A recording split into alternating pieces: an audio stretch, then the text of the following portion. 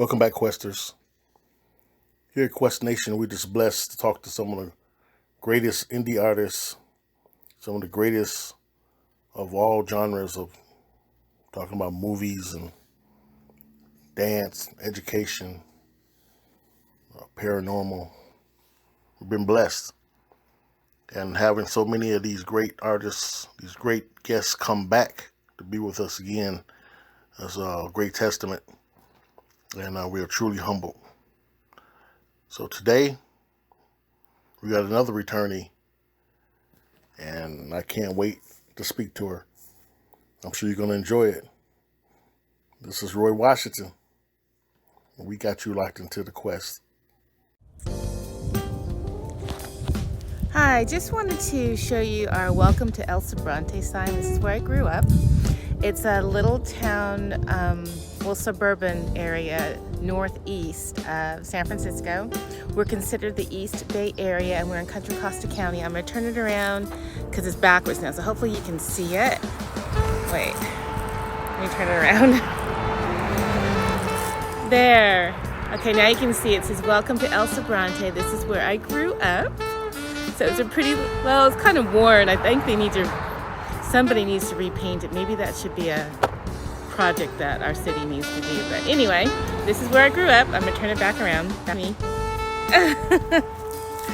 So that's it. Just wanted to show you. I live in a nice little quiet area. So walking back to my car. We have a reservoir here, but I can't get to it right now because it's all blocked off. A lot of things are different now since the pandemic. So anyway, signing off. Bye. Okay, this is one of my favorite restaurants. It's in the middle of a neighborhood. We're actually in Hercules right now, which is like 5 minutes from where I live, from El Sobrante. So I'm going to turn the camera around so you can see it. They actually made a restaurant out of a house, so it's really quaint and cute. The food is really, really good. Okay, here it is. Okay, so you can see the restaurant here in the little neighborhood. This is the parking lot. I'm going to walk down so you can kind of see the view. There's also a trail where you can hike. All the way to Point Pinole, which I do a lot of. Sometimes I may run the trail. Okay, this is where I hang out most of the time, in our backyard. Oops! I have my mom's poster for her new book. It just flew away because the wind is picking up. Okay, so I hang out in my backyard most of the time. This is where I bring my computer and I do most of my work back here. So I want to show you the El Sobrante Hills. El Sobrante is a small town in the, Northeast Bay. Okay, so I'm going to turn that around. Okay, this is my neighborhood. This is where I grew up. Isn't it beautiful? And it's beginning to rain a little bit. This is kind of weird. This is the backyard. My mom is back working in her garden and it's beginning to rain. But I want to plug the book really fast. I want to show you her book cover. It's called Children's Theater, Setting Their Spirits Free by woman Melson Grant. That's my mom. I designed this cover, everybody. It's in my on my website. So you can find it on Amazon, on Amazon.com.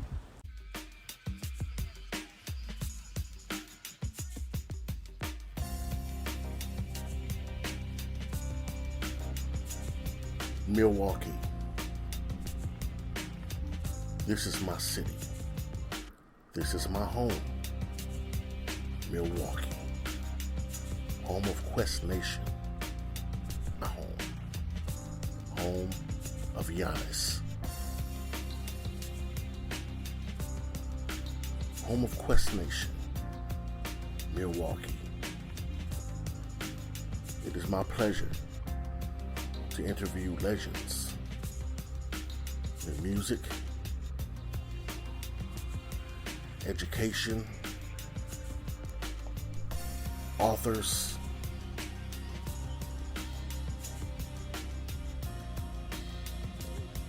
knowledgeable of current events,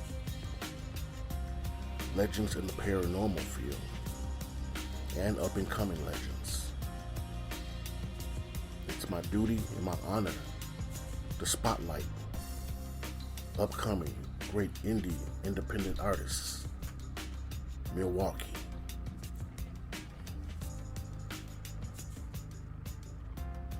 And I stretch my arms, Quest stretch arms, worldwide, across the globe, to talk to the very best. I'm Roy Washington. This is the Quest. And if you haven't figured it out by now, you should already know. We got you locked in.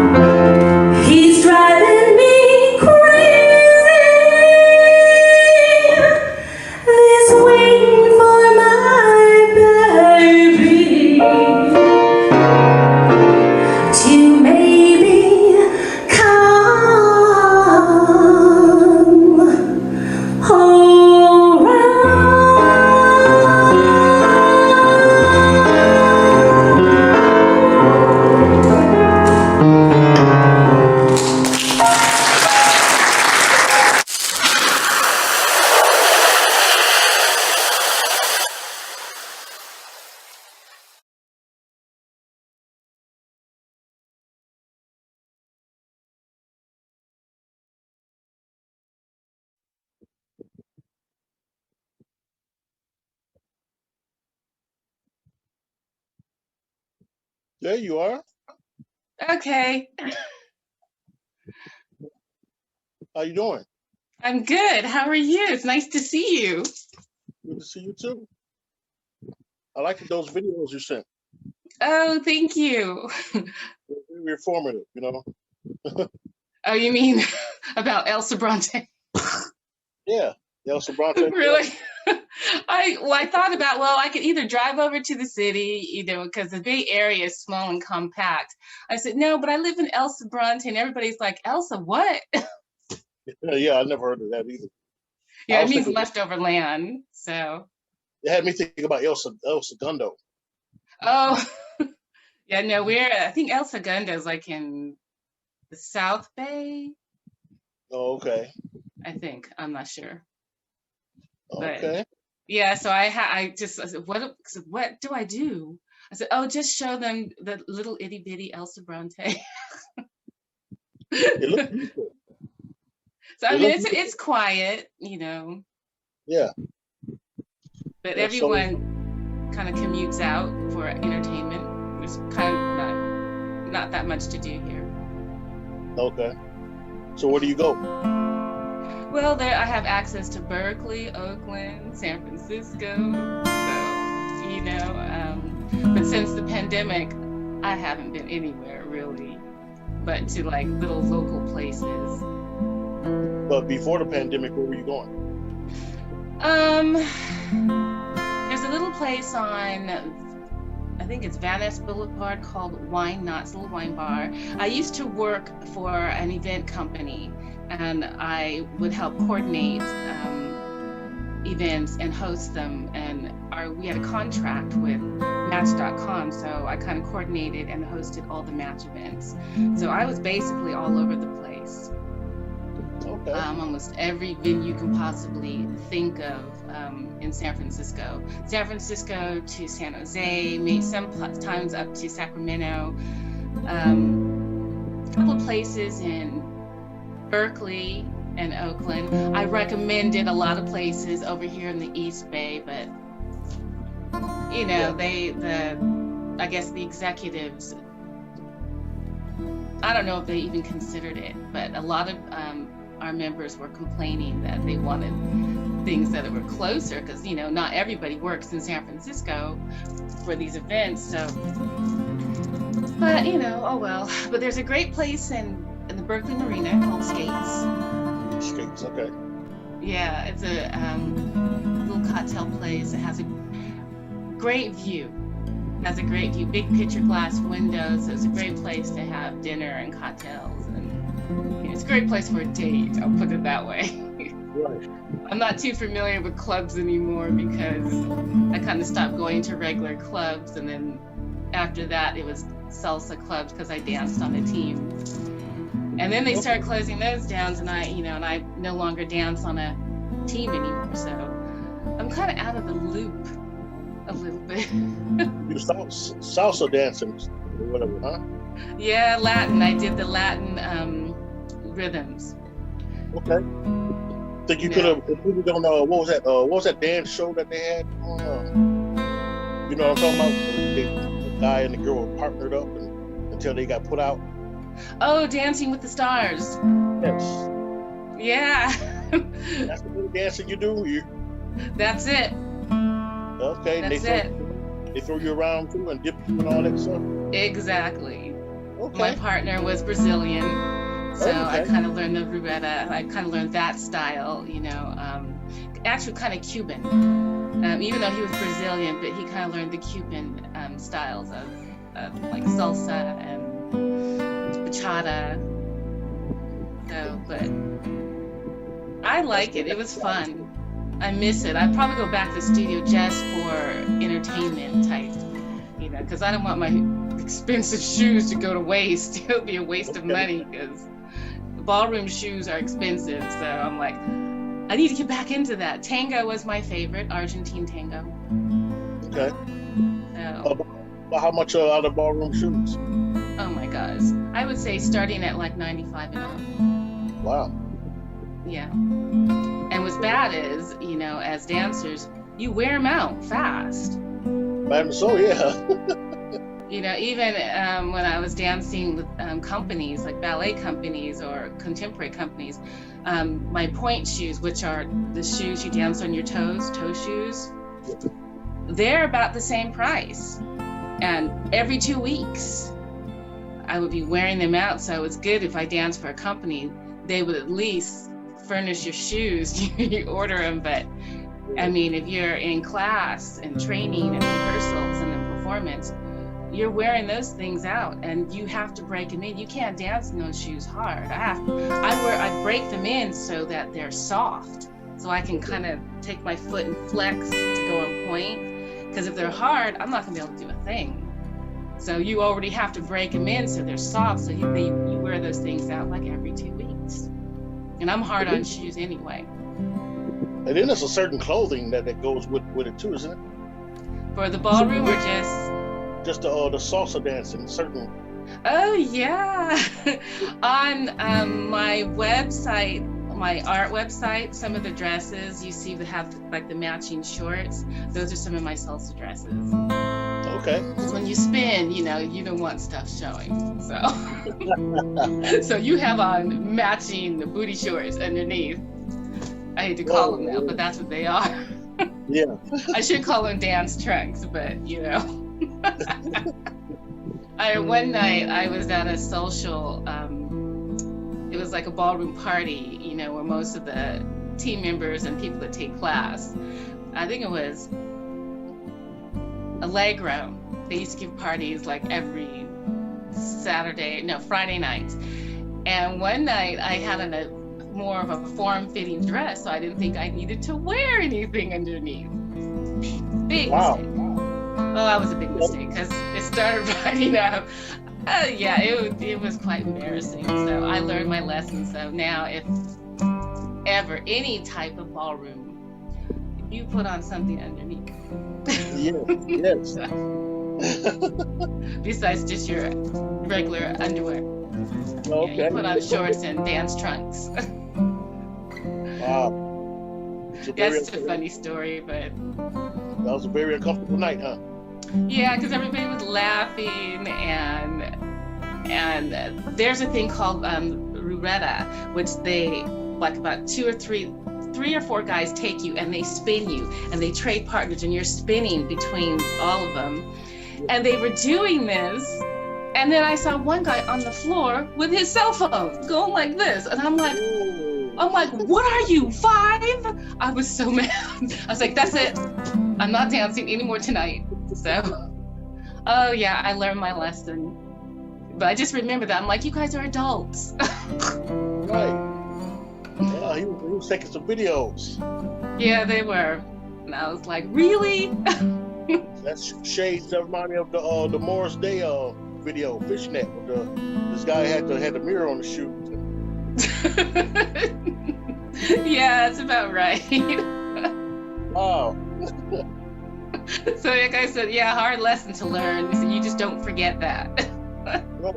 I tell every dancer, make sure you have your trunks on.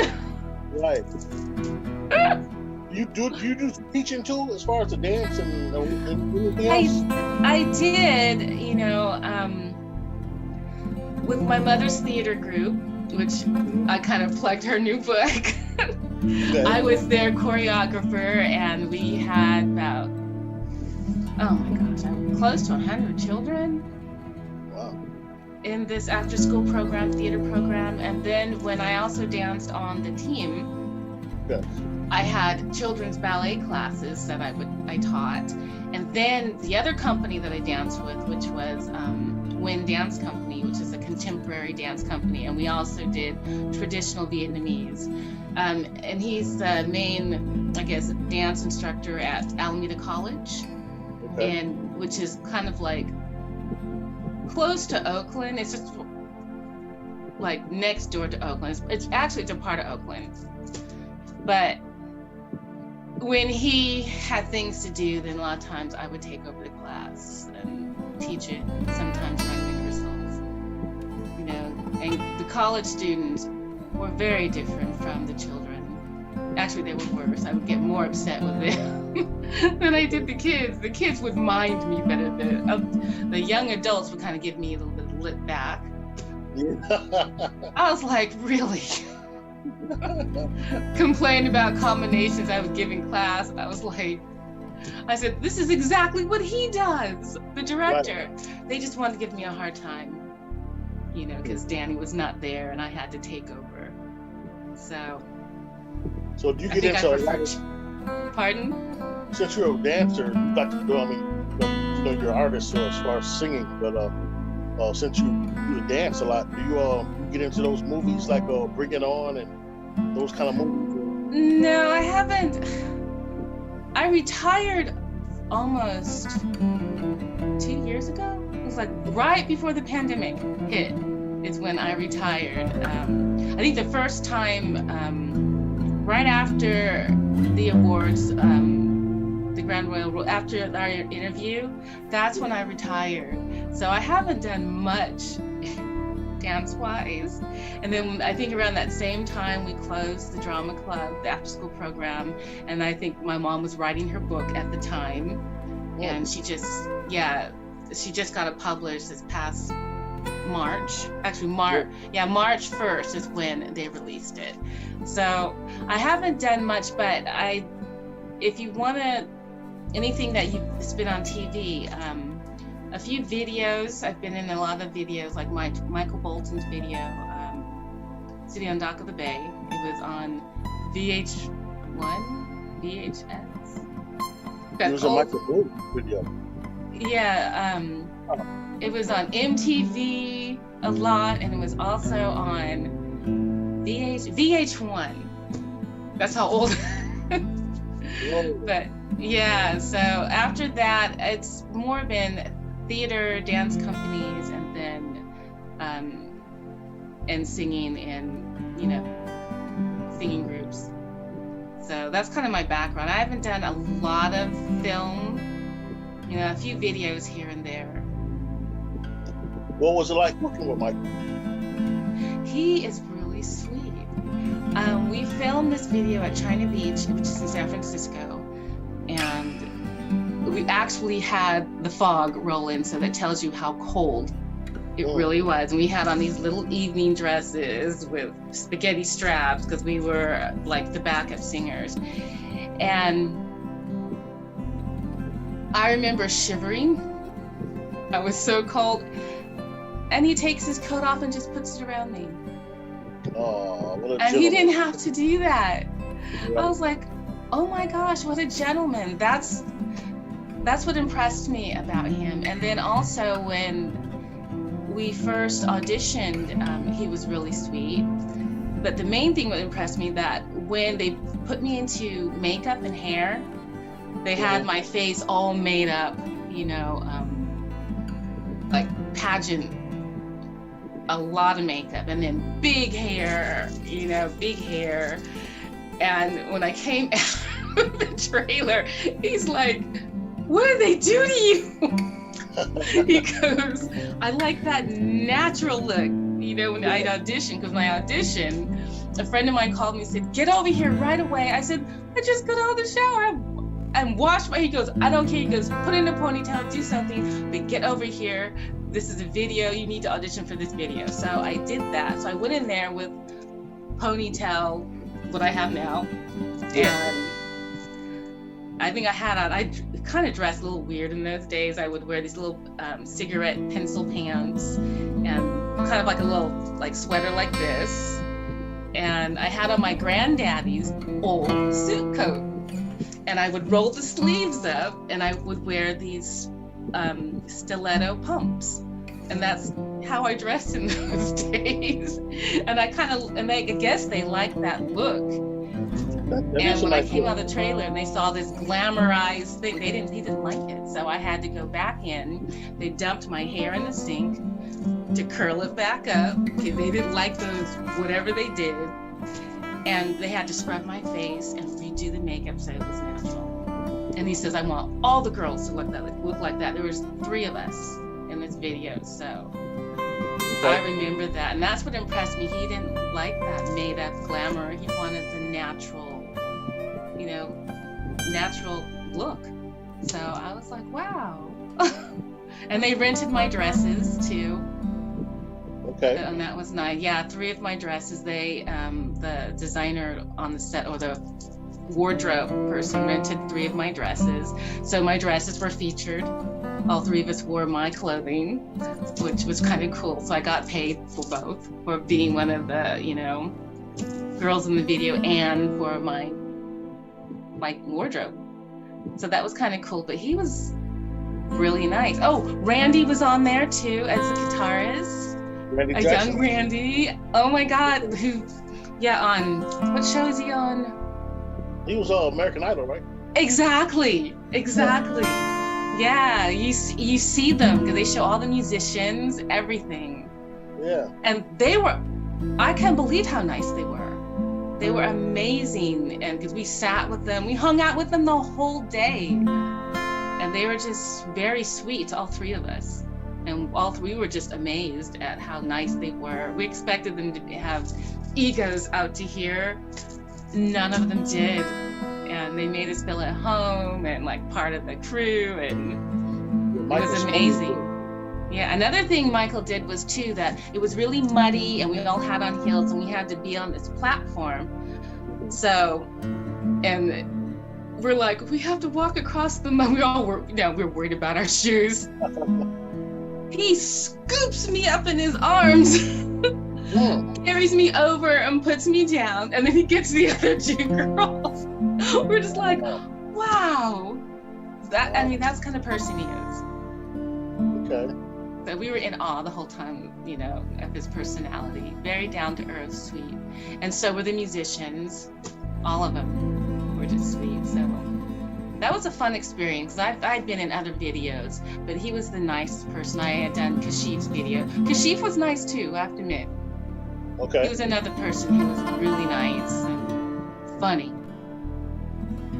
And that Michael Bolton video is on YouTube, right? I can pull it up on YouTube.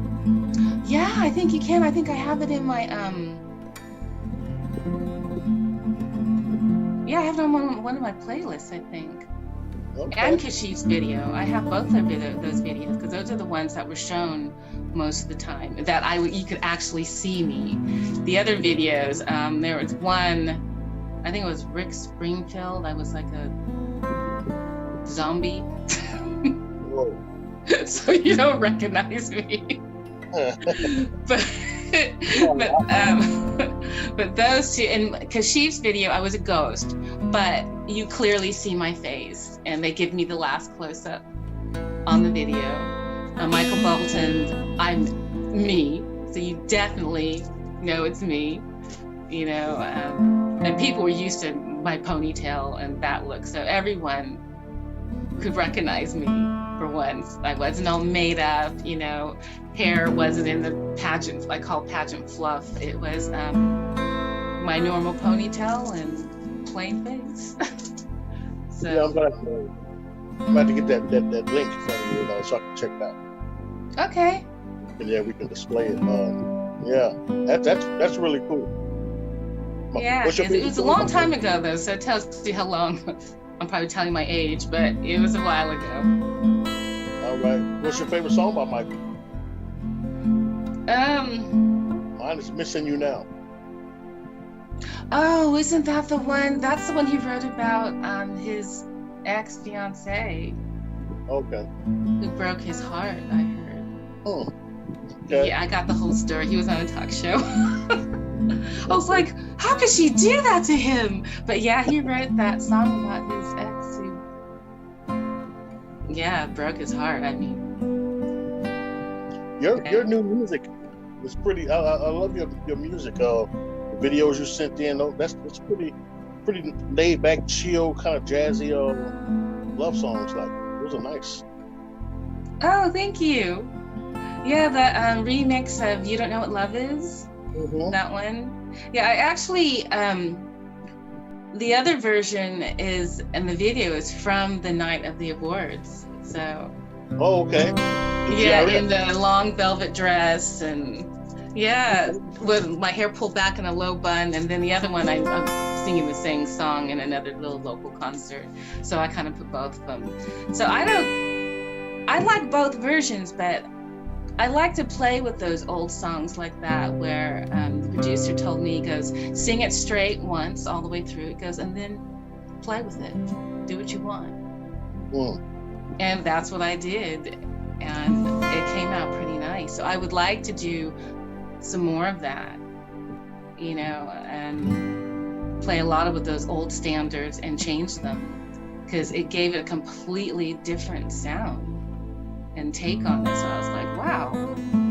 I was a little amazed after I heard it. I was like, oh my goodness, I need to do more of that. Yeah, I like the way you did the video too, that double and triple exposure sometimes, just the different looks at the same time. Oh yeah. That was pretty nice. I'm learning how to do that, so I have a lot of fun doing that. Have you noticed my artwork is like that too? My digital artwork. Yeah. I do that, and it's funny because the photos and artwork all through my mother's book, I do the same thing. So I think I'm developing my style finally. Okay. After all these years, you know, as an artist, you know, as a painter and photographer and all that. So as a graphic artist, I think I'm developing finally my own little niche. I think I found it. I hope. I may change, you never know. Yeah, your artwork is really, really good, and those videos is really nice to get them, you know, so I like that. Oh, thank you. I hope I'm developing my style as a singer too after all these years. I'm such a late bloomer. Okay. But you know, slow and steady wins the race, so I'm hoping that comes to play. Right. So what album, how many albums or projects have you put out so far? Well, the only 2 songs that are really out on Spotify and iTunes are Bridges Burning, that one, which you've heard that one, and then Gonna Make You Mine.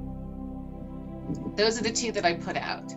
Everything else is being kind of slow because my mother's book was a lot of work. So most of the pandemic, while we were quarantined, that's what I was working on. And the book ended up being like over 500 pages. So I didn't get a chance to do as much as I wanted to music-wise, but now's the time that I can start. I ran across this movie called The Eddy. And oh, the music is amazing, and I fell in love with just the music, and I'm obsessed with about 6 of the pieces there.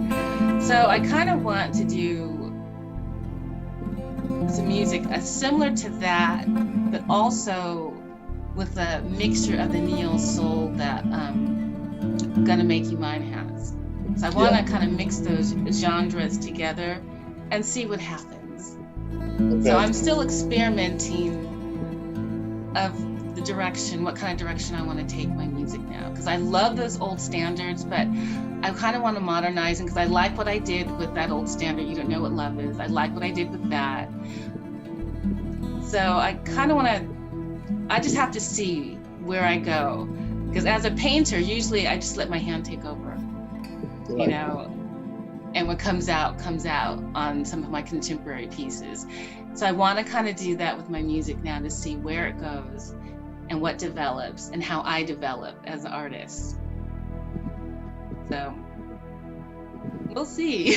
But you have to, I think I'll send you some of the links from the Eddy, and you'll see what I'm talking about. The Eddy, okay. Mm-hmm. There's a movie. I don't know if you're a big Hugh Grant person. Oh, I've seen a few of his movies. He's with Sandra Bullock. Sandra Bullock. They did one movie was funny. She plays a lawyer. He's like a big CEO for, I think, a construction company or something, or development company. I forgot the name of it, but you've probably seen it. It's funny because it was about 10 years ago. Yeah, my favorite is Notting Hill by him, but He did a movie called Music and Lyrics. I don't know if you ever see that. There's a song he did in there that's really smooth. It kind of reminds you of some old Duran or something. It's a song he did. I guess that was really his song. It's called Meaningless. Yeah, Music and Lyrics. That's a good movie too. Music and Lyrics? Okay, I'm gonna look it up. Yeah, it's like he's this old guy that used to be in this pop group back in the day, and they bring him back to this young, like Christine Aguilera type girl, the mesh them and together to make a hit. She needs a hit, and he's a great songwriter. But I'm gonna have to watch that. That's a great movie. Because I spend a lot of time watching movies at night. I'm a movie person. I mean, Netflix, Tubi. What else do I have? Disney Plus. What's the best film you've seen lately?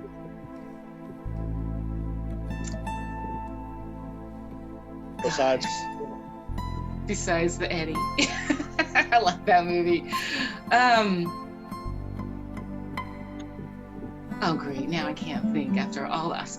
I watch movies every night. Every night I am on Netflix or Disney Plus. I just rewatched all the Divergent movies. There's 3 of those. I redid the Hunger Games. Oh, okay. Divergent, and there's 3 of those movies. I never heard of that, Divergent. Oh, really? Gotta watch it. They're sci-fi flicks. They're all sci-fi. Okay. And so, sci-fi. Yeah, Divergent.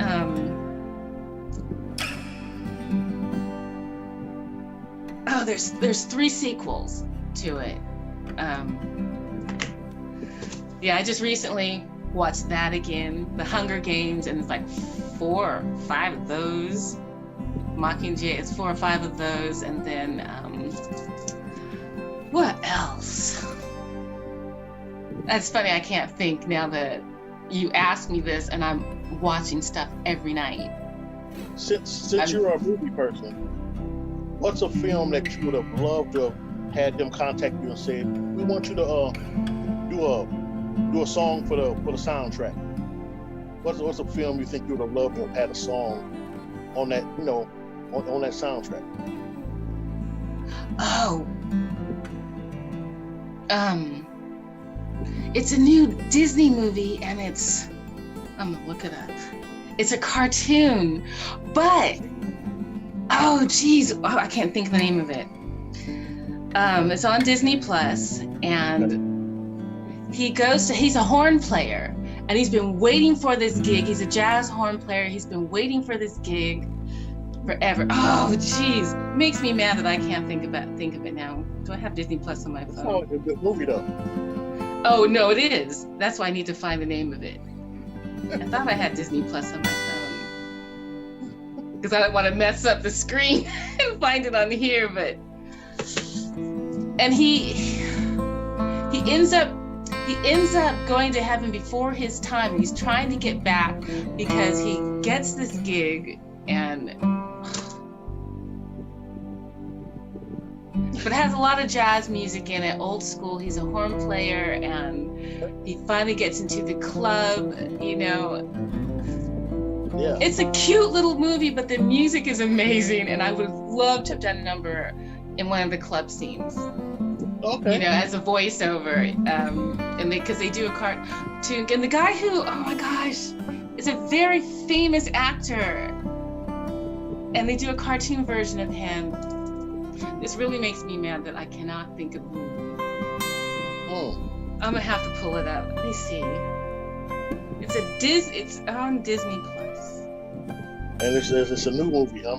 It's new. It just came out this year. I can't think of it. Let me see if I can try to pull it up. Makes me mad that I can't remember because I watched it like about 3 months ago. Okay, I'm looking. Okay, here's. Oh wait, I just saw wait, let me go back. Here's Disney Plus. I've got to find it. I recommend this to everybody. Okay. Oh, great. It's telling me to update. Are you kidding me? Not Now my what to phone do. says update.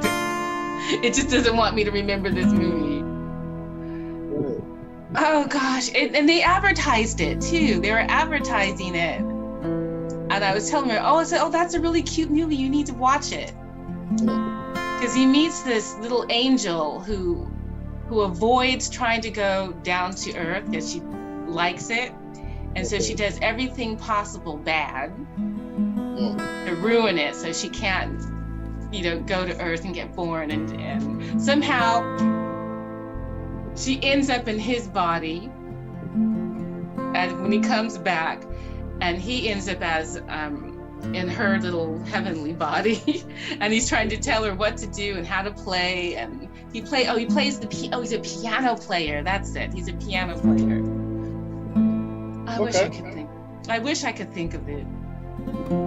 Well, you can text it to me later if you remember. I'll text it. Yeah, I'll text it to you later. But I think if people were listening, probably would know what I'm talking about. But it's one of their new cute little movies. Yeah.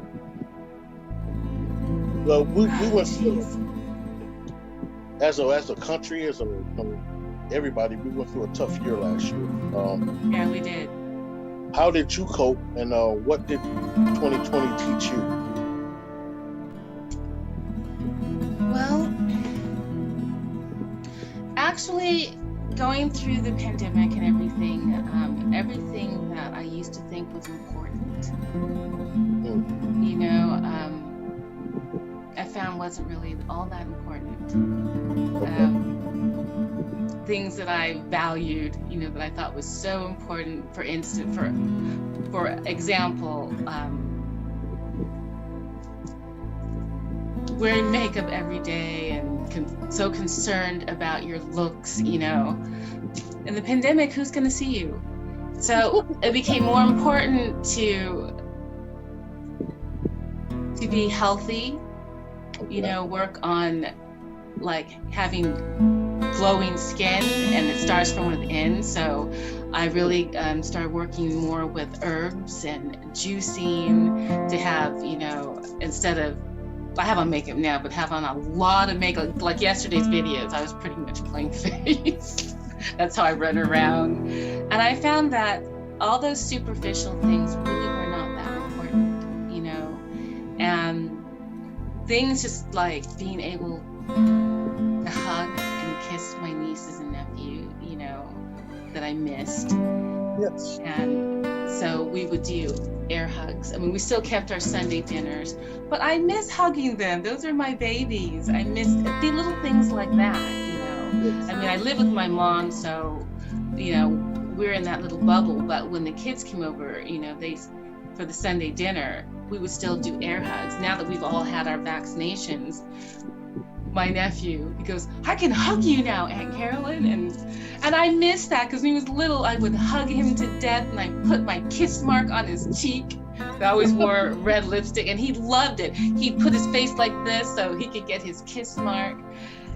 And last Sunday, he did that because I had on lip gloss, I think. It was kind of a light color. And he goes, "Is the kiss mark showing?" He's 16, but he still likes that.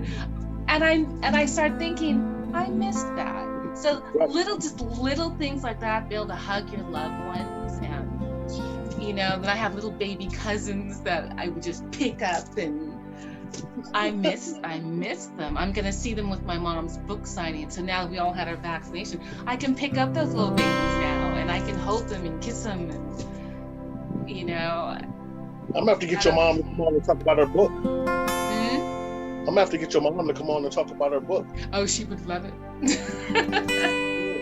She would love it. That was quite a journey, Okay. First time author, working with the publishers, and we're still going through a lot with the royalties and learning what to do in the process. And so we kind of have a lawyer involved right now. I can't talk too much about it because right, but it's been quite a journey. But I'm proud of it because a lot of it's my work, and I did most of the work on it, more so than the publisher. I gave them a rough draft to follow.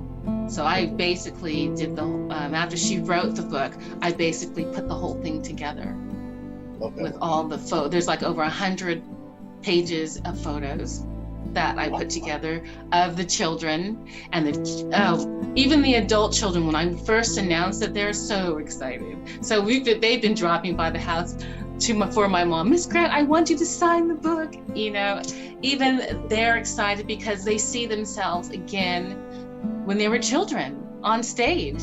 So we took a lot of photos. My little niece, when she was in 8th grade, took a photography class and became quite the photographer.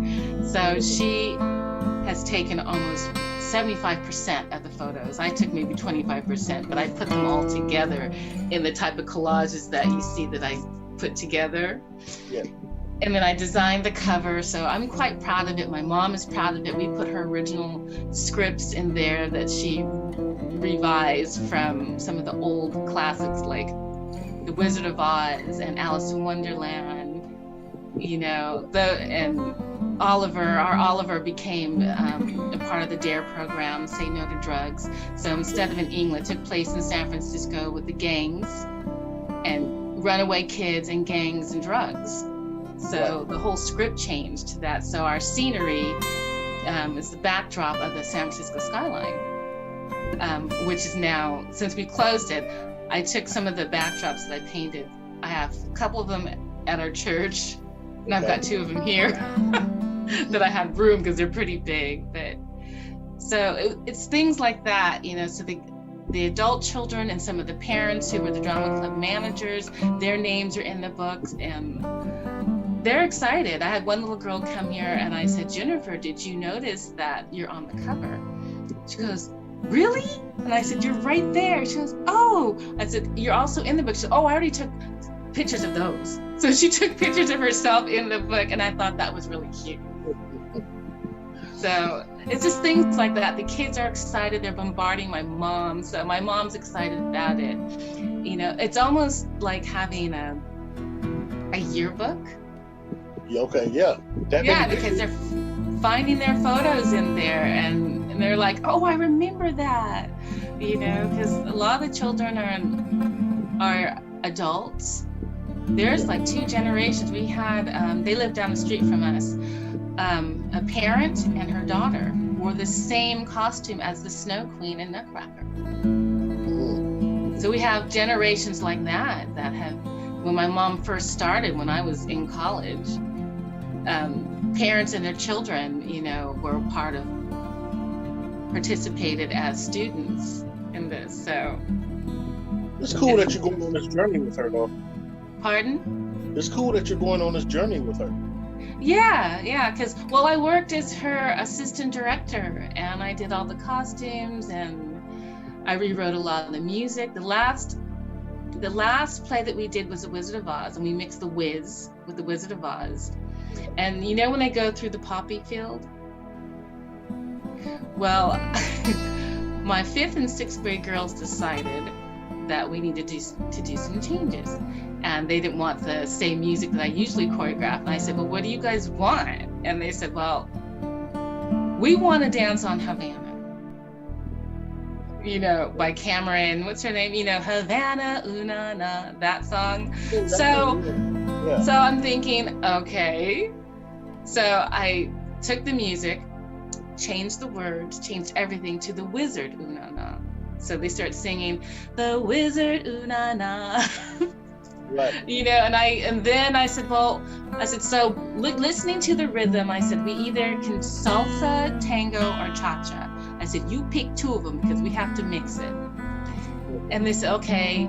I said, show us what cha-cha looks like. So I did that. They said, and then a couple of them know what salsa is. So they decided, well, show us what the tango looks like. So I showed them that. They're like, okay, we want a salsa and tango on this piece. So we put together this whole little scene. Our Wicked Witches, we named her Lola because nobody wanted to be ugly. So she has this beautiful red dress with black lace, and she sings a song from Them Damn Yankees, and we call it, it's like Whatever Lola Wants. But I rewrote the words to fit the story, like I did The Wizard Una Na. It was great. So we did things like that. And then the Wicked Witch of the North, which is Glenda's sister, they said, well, we don't like the name Ada Pearl. I said, well, what do you want to name her? We want to name her Eliza. And I said, okay.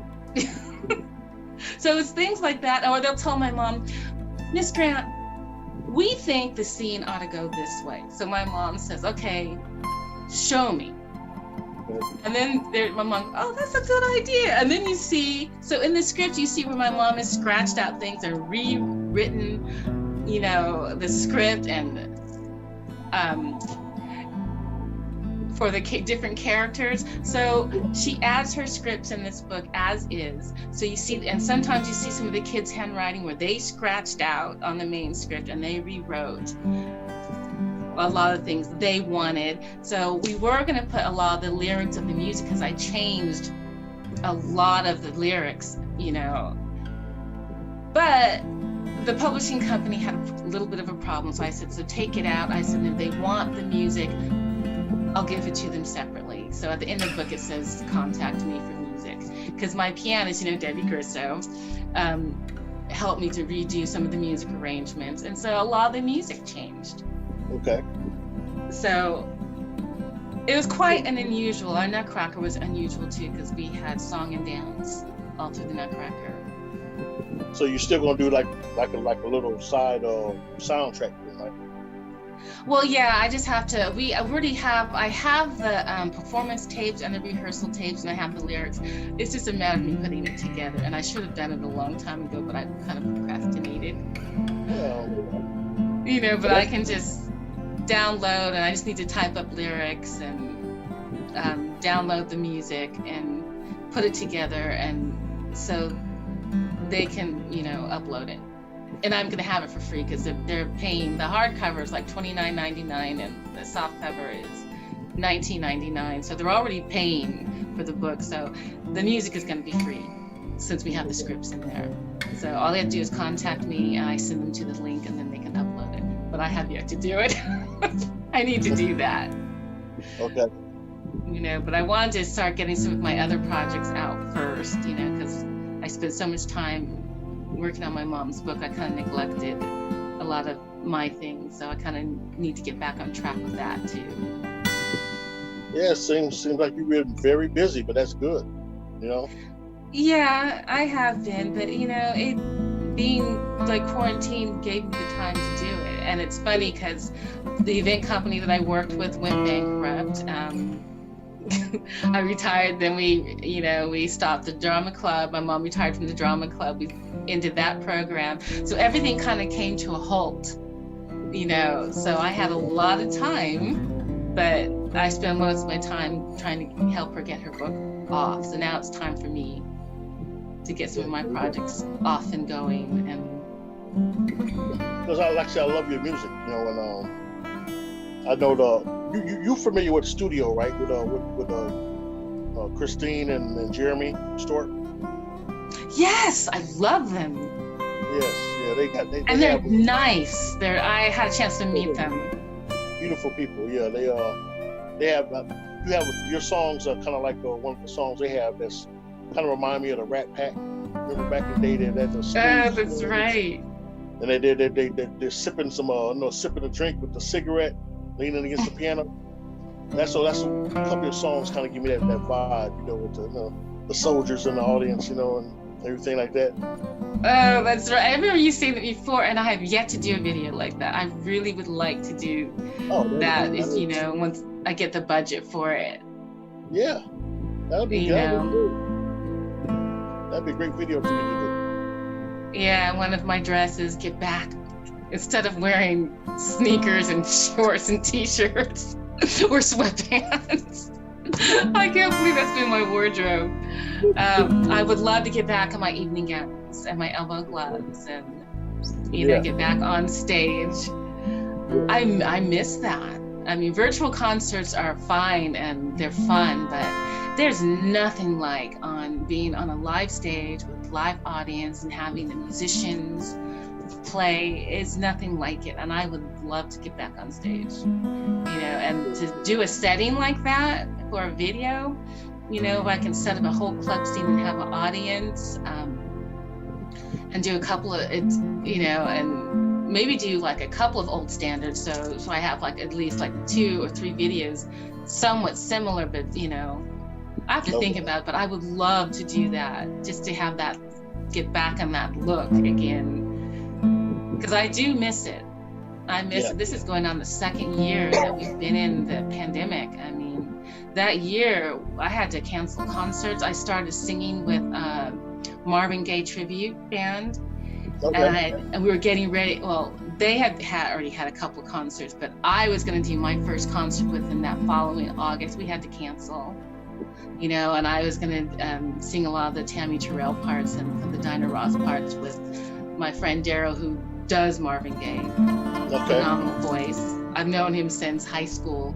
Phenomenal voice. Actually, I'm going to be doing a video on one of his new singles. I'll be the love interest in the video that he's creating. But I had to cancel like 2 or 3 concerts for that year. So I miss the stage and live audience. I miss it. So I'm thinking 2022 will be a different year, and hopefully I can get back on stage. I'm looking right now for like a new pianist, and I want to put a jazz band together now. Oh, that'd be cool. I've been networking on Facebook and Instagram with some musicians. I have a drummer who's willing, and he knows a lot of musicians. The only thing is, it's hard to find musicians that want to start, from the ground up and put together like a group. They just want to go in, they gig. It's hard to find musicians who want to be a part of a group. And that's the problem I'm having now, because I need to find a good horn player, pianist. I may have a pianist, but he's more of a classical pianist, so I don't know how he's going to do, because I want to strictly make this jazz. So it's been difficult to find good musicians who are willing to do this, because I need a bass player, horn player, and pianist and drummer. I think if I start out with those 4, then we can slowly build, but I would love to do that. So I kind of want to, hopefully if I can do that 2022, and finally get a good jazz band together, and then we find a good rehearsal space, so we can do some recordings, maybe write some originals, take some of those old standards and change them the way I did that one, change them around so it's different, but still it's that old standard. So I have some work to do. Right. But I'm excited about it. You said you like some of those pieces that I sent you for my CD? Yes, and the music. Who did your music? That was amazing. And it's like your voice is almost hypnotizing. Oh, well, thank you. Because it's like slow. It's. I don't know. I was like, wow. There was last night when I leaked, I said, oh, what's this? I found it. I said, when did he send this? I said, May 10th. I said, oh, let me listen. I was like, wow. The music is like contemporary jazz. It's amazing.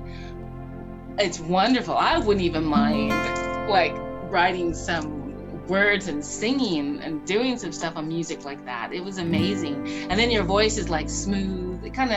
It's one of those voices that, I don't want to say, it's soothing. One of the young rappers I know, he calls me Barry White of hip hop. Yeah, it's soothing. It was sexy and soothing, and I was like, wow, I've never heard rap like that before. Yeah, not ever. I'd like to have you do a song with me. I'm back. I would love to, because I was very impressed. That's why I had to send a message back. Oh my God, that was so nice. That's why I had to let you know. And I had just listened to like the first piece, and then I went back and listened to the rest of them. But so they free downloads. Go ahead and download them. Yeah, I'm going to. Leave a comment. Yeah, because it's different, and it's soothing, and it's, you know, I mean, you would hear something like that like in a jazz club, maybe. It's not like a club you're gonna go out dancing, you know, you just want to listen to the beat. It's it makes you really listen to what you're saying. Because most rappers, I'm mainly listening to the music.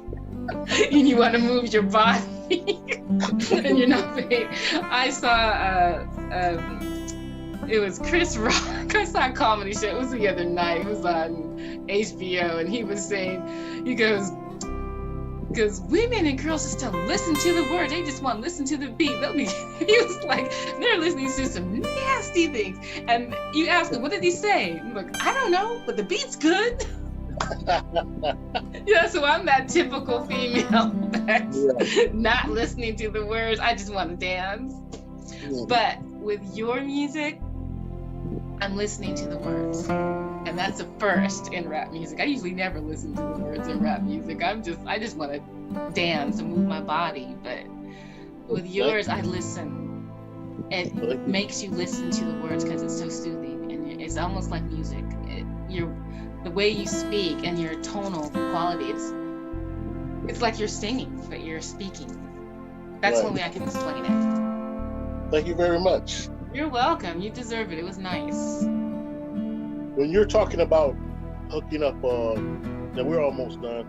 When you're talking about hooking up your own band, remind me of, were you a Brand New Heavies fan? Who? Brand New Heavies. The Brand New Heavies. Remember that group? No. Really? Medea Davenport. She was really out of the loop. Yeah, the Brand New Heavies. Dream On, Dreamer. Man, they had so many hits, and then I'll have to go look them up now. Yeah, then the one young lady, I forget her name. I'm doing one of your numbers. I'm forgetting all these names now. But yeah, Medea Davenport was the lead singer for a long time with them, and Brand New Heavies has Never Stop, Stay This Way. Some great. I bet you if I hear the music, I'm like, oh, they sing that? Yeah, I'm one of those people. Yeah, so I was picturing her as you were saying that, because I could imagine you getting your band together, putting together great music like they did. Groups like Brand New Heavies and Incognito, man, just mind-blowing music. Yeah, that's why. You know what encouraged me and motivated me to want to do this is when I found that movie by accident on Netflix, The Eddy. Okay. It takes place in France. Half the music's in French. Some of it's in French, almost like Les Nubians. I love those two girls. Yeah, it's somewhat similar, but that's what influenced me, because when I listen to the music, I'm like, I can sing this. And I said, and if I change a few of, like, just change the rhythm on some of those old standards, or come up with like the song I came up with on like Gonna Make You Mine, I could complete, because that was when I originally wrote that one, that was supposed to be a bossa nova beat. Okay. And it was different music, but then when I met these two producers, they had that music, and they said, well, can you come up with anything for this? And I thought of that old song that I could never find the right musicians for, because I wanted kind of a bossa nova kind of island sound on this song. And so I kind of rewrote it a little bit to fit that. But I would like to redo that. Okay. And back to the old version, how I originally said it. And that's the kind of style I wanted, because when I originally wrote this, I mean, Gonna Make You Mine I like it, but it isn't how I originally wanted it. Okay. And I wanted, and it was a whole kind of like, I fell in love with you as the hour passed in time. Can this be real or just a vision in my mind? Mysterious lover. I kind of had that kind of beat to it. And then Gonna Make You Mine is different. It changed it into neo soul. And when I first was in the studio, I was like, what is neo soul? And they said, what you're doing. I said, Yeah. Yeah. You know, I mean, I like that song, but I would like to change it back into how I originally wrote it, because I had more verses. You know, I have a lot more verses, and that song actually tells a story, and I didn't get a chance to really tell it in that song because I had to change it to commercialize it more. Okay. Yeah. Cider Garrett is the other name I was thinking of. Oh, okay. Ada Garrett took over when Davenport left. She took over for at least one album, at least. Yeah. I'm gonna have to look them up, because I bet you I have heard their music and walking around singing it and didn't know who the artists were, and I do that a lot. You know, and I'll figure out, and then someone finally tell me, I said, oh, that's who sings that? I was like, oh. So I love that song. Yeah, I did that with Kim. Oh, right. When I first heard his music, I was in love with Human Touch. Didn't know who Kim was, but I loved his music until someone said, oh, that's Kim's music. I said, who's Kim? When they told me, I said, oh, I love all his music. And I've been listening to it for a while. He's amazing, yeah. Yeah, I love him to death. And Cider Garrett, she was worked very close with Michael Jackson. You know, she had the song "Ever Changing Times," one of her hits. Yeah. Did she do some duets with him? Yeah, I believe so. Yes. Oh, then I've heard her. And then she had a fast song. I think that she was doing something with something dance. And she was like a direct pupil of him, you know. And she's very talented. Yeah. Yeah. So she took over a little bit. But Brand New Heavies is one of the great jazz R&B groups ever of all time. So once you Heavies, I'm going to look them up. You're gonna be like, oh, I remember this song. Okay, especially Dream On Dreamer. You know. Yeah, I'm probably gonna go, oh, I know this song. Yeah. Go ahead. No, I usually will never know the artist's name, but I will know their music, and I've always been that way. Right. I had a person on last week, and I wanted to get your opinion of this. I wanted to get a lot of people who I respect from different walks of life, their opinion of the situation.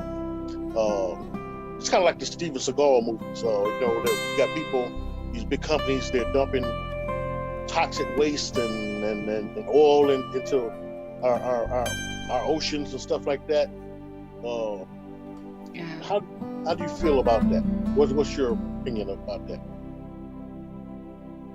They're killing our planet. Okay. And if we screw this up, we have no place to go unless they really start putting. I mean, I know they're working on to see if we can live like, I think is it Mars? Oh, and they found DNA on Mars that matches some of our DNA. Okay.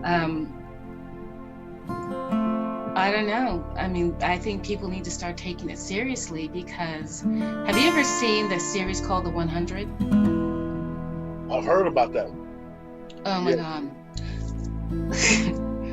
I just got goosebumps on my arms. That's a perfect example of what we're headed for if we do not straighten up this planet and start trying to save what we have left, because, you know, or what Earth will do, she'll turn against us and she'll wipe us out. She's done it before, and she'll start over. You know, we won't exist, but she'll keep on. If she's not going to let us to keep making her sick and destroy her, I mean, that's how I see it. That, you know, with you see with all we have volcanoes erupting, dead volcanoes all of a sudden are active. We've had like tsunamis, or earthquakes that are under the ocean that causes them. The hurricanes. We're having a lot of natural disasters in places where we usually don't have them. So that's a strong message that, you know, she's trying to send us.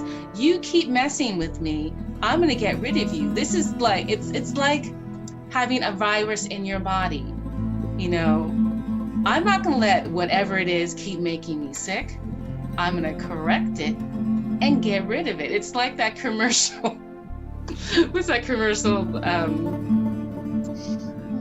It's like this little green cartoon character. He's like a little mucus and he's laughing. Ah ha ha ha! I'm gonna set up residence, you know, in your sinuses, and then you take, I think it's Sudafed or Comtrex, something like that. It's one of those, and boom, you're gone.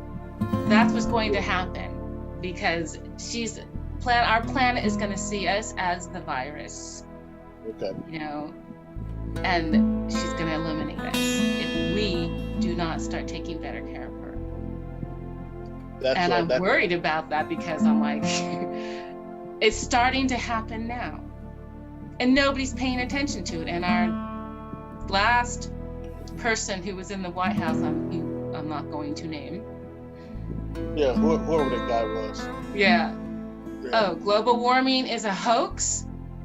It's warm out. It's whatever he said, whatever ridiculous thing he said. I'm like, I can't even repeat it. But I'm just saying that, you know, our climate has changed and our sun is brighter. And it's different. Our sun is brighter, our sky even looks different. And then we had this weird thing when we had all those fires of the orange sky that lasted it was here in the Bay Area. I know it was all over the news. That was the weirdest and the eeriest thing ever. I woke up one morning and it was orange outside. Wow. And I'm thinking, okay, I know this is supposed to be because of the fires. I said, but this is also a major sign of something's not right in our atmosphere. If this can happen just with fires, I don't know. But it lasted 3 days. It was the eeriest thing. Reminded me of living in a sci-fi movie where, you know, I've seen too many movies that our planet is destroyed and we have to go try to find a way to survive, and there's like a lucky few that escaped into space. And I mean, I've seen too many, I probably because I've watched so many of those movies, but I'm like, it's not really fiction anymore because it's happening. We're making a mess of things. You know, like this, we have 5G, and they're talking about, you know, be careful because it's like a very tiny little bits. It's not a lot of radiation, but it's enough that which over the years, we're going to see the effects of it. I mean, my cell phone has 5G, my computer, and I'm in front of it all the time. You know, and I should get one of those protector things to go over my computer, you know, but it's in our towers too. And, you know, and I was like, you notice a difference in, like, maybe sometimes you have to detox more because of the texture of your hair and your skin. I mean, I'm noticing just little subtle things that never used to happen. I was like, why is my hair so dry all of a sudden? And I've been doing the exact same thing with the conditioners, drinking a lot of water, doing this. It's little things that people aren't paying attention to. Can't even talk. People are not paying attention to little things, you know, like in our water, the fluoride in our water, but I found out that's not good for you. The fluoride in our toothpaste, that's not good for you. So it's pesticides in our foods, you know. I mean, you see sometimes the tops of trees, and you see the brown on the tops of trees, you know, this tree is dying. Why is it dying? It's just so much, you know, and it's scary. And I'm thinking, well, where are the screenwriters getting their information for? I know this is not all their imagination when they write these scripts, of how our planet was destroyed and how you had to survive, and it took so many hundreds or thousands of years for the Earth to replenish itself, and very few humans survived. I mean, where does this come from? So it's got to come from somewhere, from the scientists who are predicting these things, you know, and what's happening to our planet. Or maybe, as I believe in conspiracy theories. Yeah. How'd you know I was going to say that? You know, in the 5D, where people, you know, our spirits who are seeing what we're doing, and they're trying to tell us, you need to stop this, you know, or this is what's going to happen. So maybe they're giving these subliminal messages through our dreams, you know, this is what's going to happen to you. So maybe if we give the screenwriters and writers to write these things and show them in movies, maybe it'll sink in. Stop destroying this planet by being so careless. Technology is good, but we have to find a way to have cleaner energy. I mean, we have solar now, which I thank God we do, but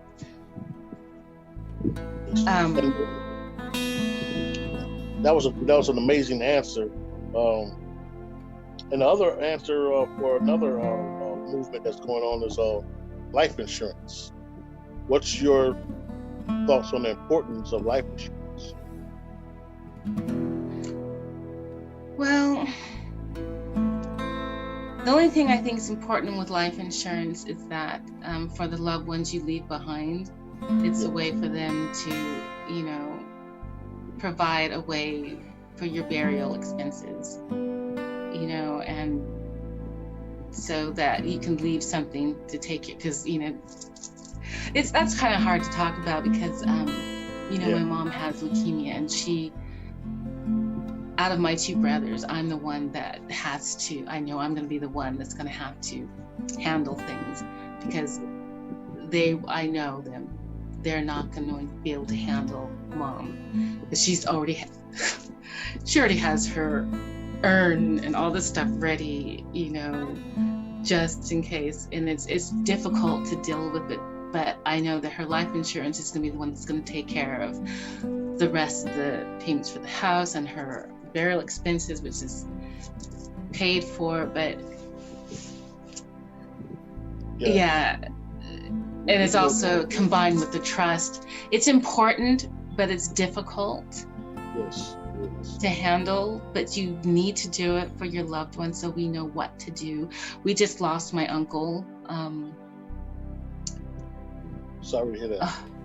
Right before Christmas. Oh, man. Yeah. And it's lucky that my mom helped my uncle put things together, or my niece would have had to handle these things. You know, she's still going through things to handle it. And it's difficult, but it's good that he had it, you know. So it's a good thing, but it's also difficult. You know, it's needed, but it's difficult though. Well, thank you for I know that was tough.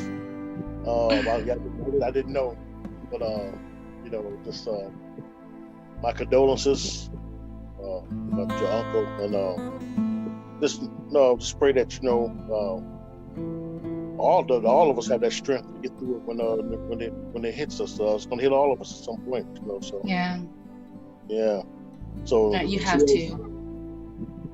Yeah. Until then, just keep doing it, making that beautiful music that you're making. It seems to me like you're going to be going into movies and the directing or something at some point. Maybe you don't see it now, but that's the way it seems to me from this interview. Really? So now you got directing in your future somewhere. Wow. I never thought about that. I never thought about that. And maybe all the stuff that I've been doing has been preparing me.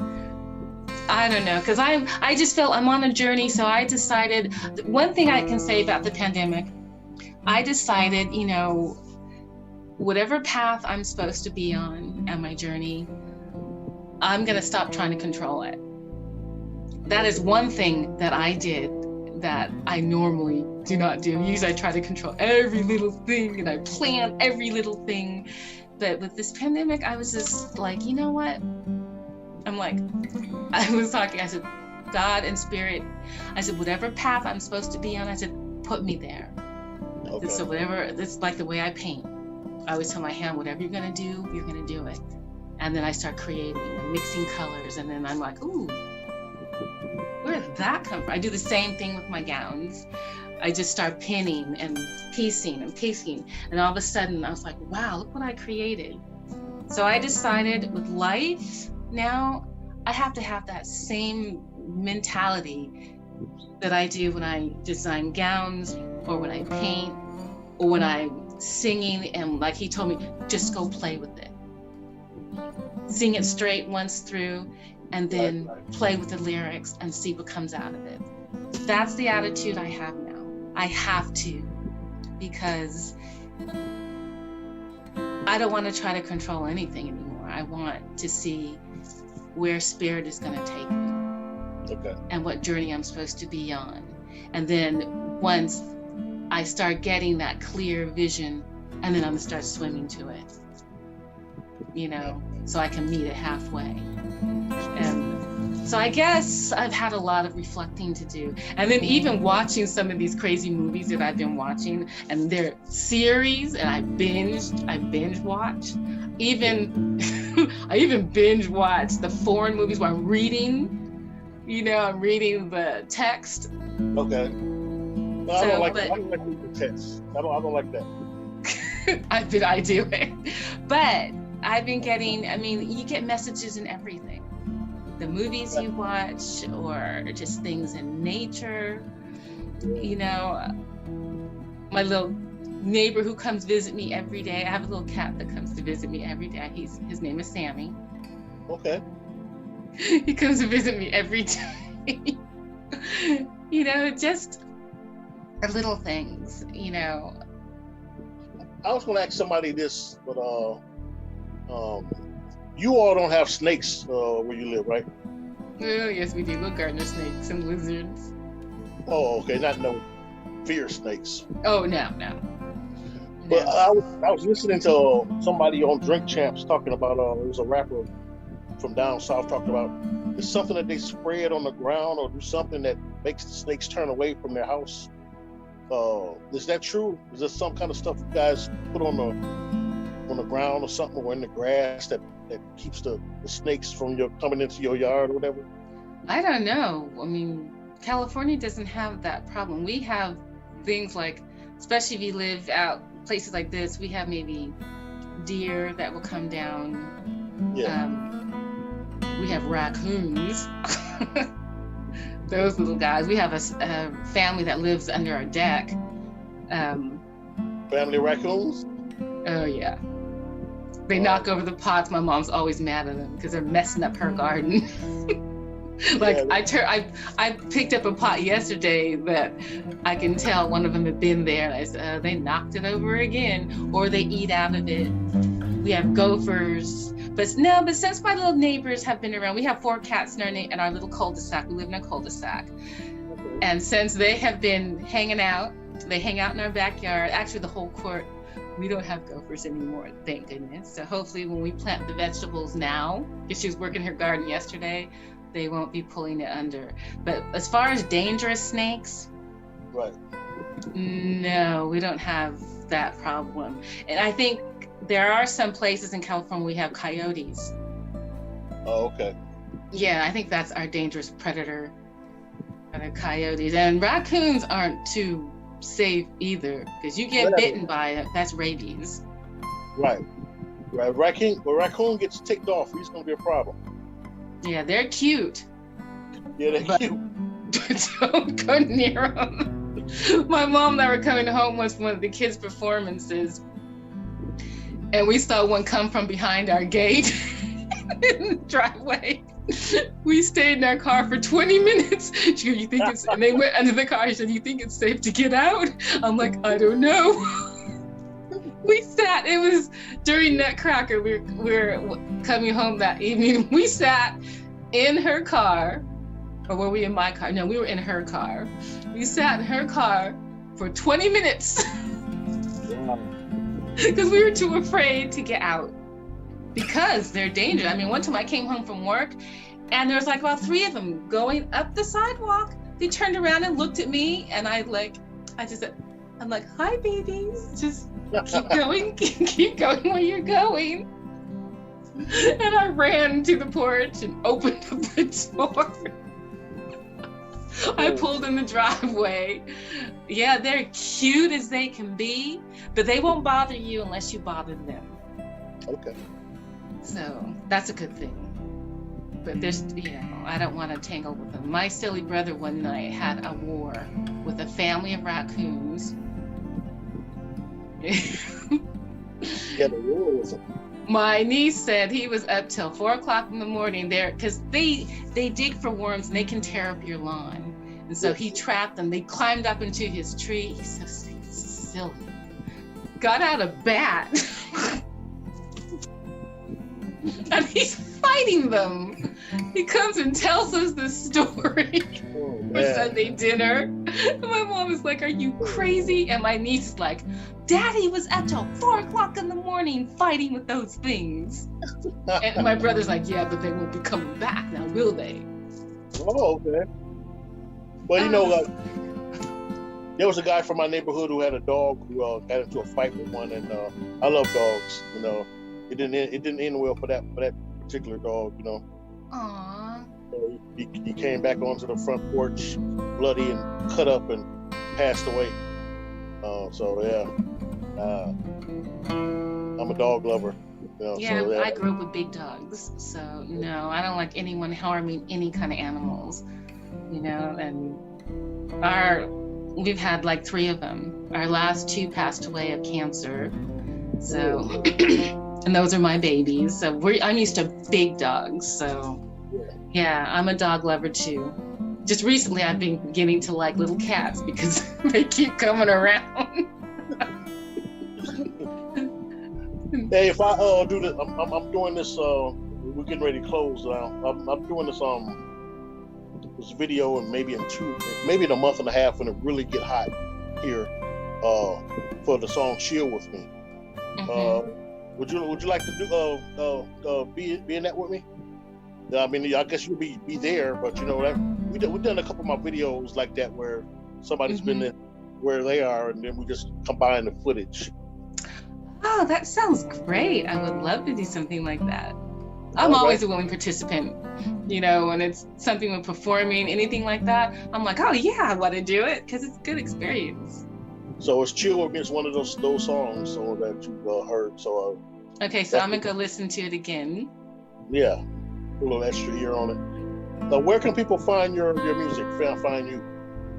Okay, the best place to find, I'm on Reverbnation and a couple other music, on BandCamp, but the best way to find me is to go on my website, which is carolynechristine.com. That has every link possible. And then my artwork, that also has links for my artwork, which is my Nenia, which is hard to spell. It means my Nenia means magic song. I get tongue-tied doing it, but I always do that. I'll find something in another language and like, oh, I like that. Like I found Magia, which means magic. So I'm like, that's going to be my new stage name, Magia. I like the way it sounds. So right now I'm just putting Carolyne Christine as Magia so they get used to it. And eventually I'm just going to drop the Carolyne Christine and I'll just be Magia. But if you go to carolynechristinemusic.com, you will find everything, even links at the bottom to my other website, which has my artwork on it. Okay. So yeah, both websites, I add the links, the connecting links. There's a link on my art website that goes to my mom's information for her book. Then as far as all my music and the videos, you have to go to the gallery page if you want to see it, other photos. There's more just on the home page. I couldn't fit everything on the home page, so if you go to the gallery page, you click the 3 little dots, the 3 little lines on top of the link, and then it takes you further into the website, you know, with other music. So I'm going to be adding to it, hopefully. I want to create another video for the new remix of You Don't Know What Love Is, because that's a whole different way of singing that type of music. So I'm going to create another one. Luckily, I have a friend who's a model who doesn't mind me using his images. I just have to make sure every once in a while, are you sure it's okay that I can do this? And he goes, oh yeah, I don't care. So was that him in one of the other videos that I have? Yeah, Wes Hubbard. He's an actor and a model. He has an identical twin brother too, but I use him all the time. He says he doesn't mind at all, so long as I give him credits and he can add it to his reel or whatever. So I use his image all the time. And the reason I wanted to start working with him, I met him on Black Planet. I kept looking at his photos and I'm like, he has the image of Akhenaten, you know, and I wanted to start doing a whole series of paintings on Nefertiti and Akhenaten and my Egyptian paintings, and I wanted to use his image to portray the pharaoh. And so after he said yes to that, then I just went a step further. How long ago? Pardon? How long ago was this? This was, I've known Wes. I've never met him in person, we just know each other online. I've known him for about a good 3 years. Black Planet, 3 years ago? Uh-huh. That's how I met him. That's how I met him. Got black people still on Black Planet though, huh? Yeah, they've redesigned the whole. I'm not really on there all that much anymore. I use it to network, but that's how I met him about 3 to 4 years ago. And then I wanted to use him in a painting, and so I started screenshotting some of his photos, and then my friend goes, you can't just do that, and just because I said, oh, I'm going to use him in that whole series of paintings, and she's like, you can't just do that. I said, you know what, I better go ask permission. Yeah. And that's how I met him. And then he started looking at some of my photos, and I sent him to some of my gallery page, and he goes, oh yeah, I would love to do that. And I said, well, I'll use your image, but I'll probably use it in a different form, because I want to do a lot of I have these Stonehenge series that I'm working on. And then I'm also working on a whole Egyptian set of paintings with old deities, you know, the old, like Ogun, those old Egyptian gods and goddesses.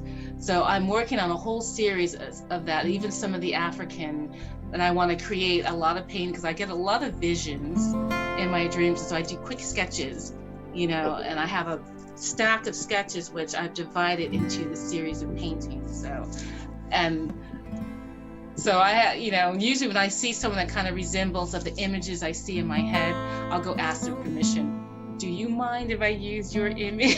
It's just one of the, because my brother, I'm going to use his image as one of the Egyptian gods. Oh, he won't mind because he's likes to be photographed, my younger brother, so I'm going to use one of his images too. So yeah, that's how I met him, Black Planet. Cool. You know? Go back on there to network, you know, because yeah, I do a lot of networking on there, and then you know, people let me use images if they fit the image, the vision that I see in my head, you know, then I can put them on canvas, or I can I take some of them and then I do the digital art too. So all right, and one thing about being a painter, how many combinations is it for getting these different colors? There's this one guy come on TV, I watch him sometime, and he's painting trees or mountains, and he's dipping the brush in different combinations. There must just be 1,000 combinations to get a different shade of. Yeah. You have to do it on instinct, you know. I was painting a backdrop for one of the plays, the castle, and then one of the little girls, she goes, you're painting it in rainbow and I explained to her, I said, you see all the flowers right here? I said, well, the castle is kind of a grayish white. I said, now, if you look at the shadows, I said, don't you think some of those colors are going to reflect into the shadows? She goes, yeah. And I said, well, no, I said, I'm going to paint a tree. I said, how many different shades of green do you see? And she started counting. Because I see like about 5 different shades. I'm like, well, I'm going to have to use different colors to create those. So yeah, I dip. I do the same thing in my palette. I dip and I'm mixing on the canvas as I'm painting. And then it's a process. It's hard to explain because you have to do it on instinct. That's when I said, when I let my hand take over. Okay. When I let my hand take over, most artists, that's what you have to do. It's nothing you can, it's hard to explain.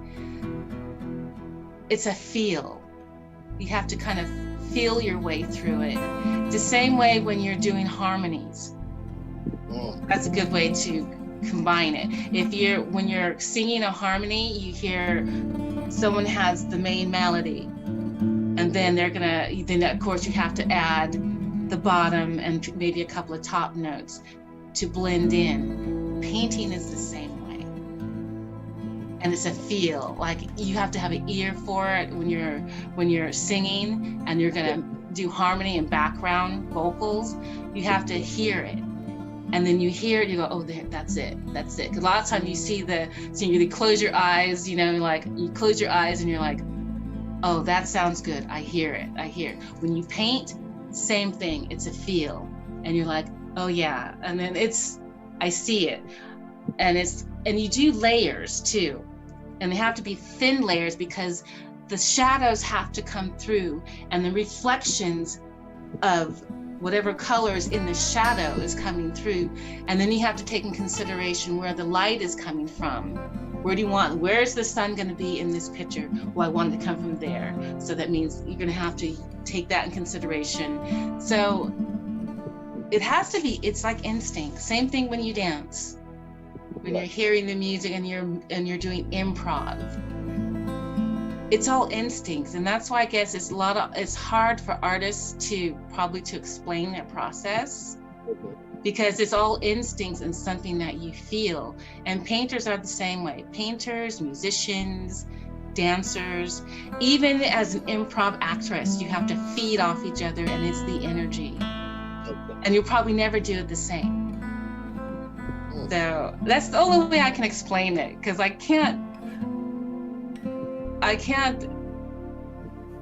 You explained it good. Technical. I can't be technical with it. It's right. Yeah. It just has to be something that I feel. It's instincts, and you have to feel it. Okay. Well, thank you for coming on. Man, it's been a blessing talking to you. The second time. I'm not so chatty this time, so. Last time I think I was overly chatty, so. No, it was all good, and this time it's better we get to see you, and and so I would really like you to really consider doing the video, and I would love to. I would love to. Okay, and so I will be getting back to you real soon with the launch of this interview, and with some more information. So thank you very much, and keep up doing the beautiful music. You're amazing. Oh, thank you. Well, wish me luck. I've got 4 musicians to find. You'll that find are going them. to be willing. That are going to be willing. You'll find them. I keep praying on it.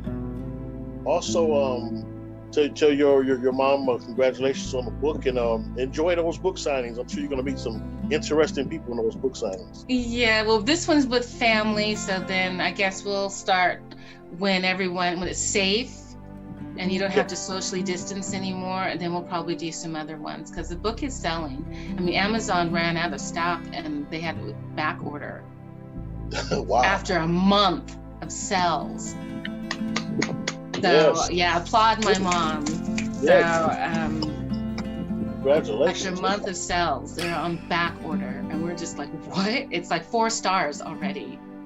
So if you type in children's theater setting their spirits free, Wilma Grant, she pops up just like that. Okay.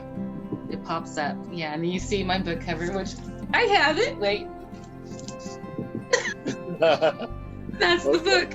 We have like 4 boxes over there of books and posters and stuff that, So in the school district here, the superintendent wants to make sure every teacher gets one, because it's really on how to start a drama club from scratch with elementary school children. So he wants to make it into a textbook. Okay. So yeah, I'm really proud of my mom. And she's pretty proud of you as well. I think she is. We've been a team for a long time, you know, working with the kids in theater. She comes to all my concerts, even starting when I was 5, all my ballet recitals and dance recitals. And if I was doing theater in a play, she'd come to all my openings. She would fly to them. So my mom has been there forever, so. Yes. Thank you very much, and I will be talking to you. Many blessings to you. Thank you. You're welcome. And I'm going to listen to that song again, and yeah, I would love to do a joint. We're going to be talking about that, okay? Okay. Have a blessed one. Okay, you too.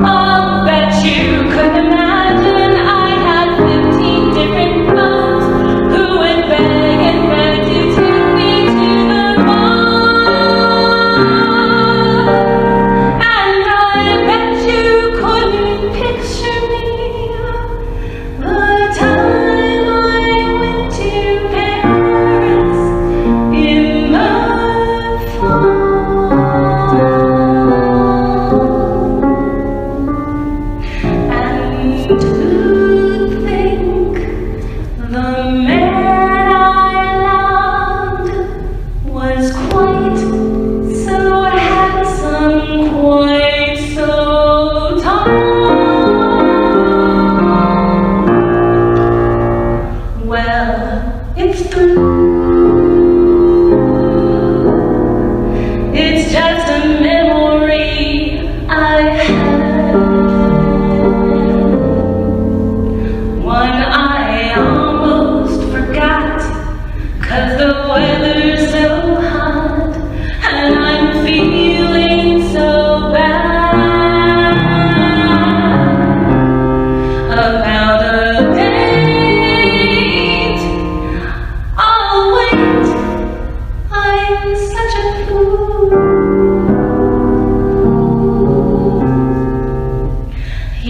just a gun.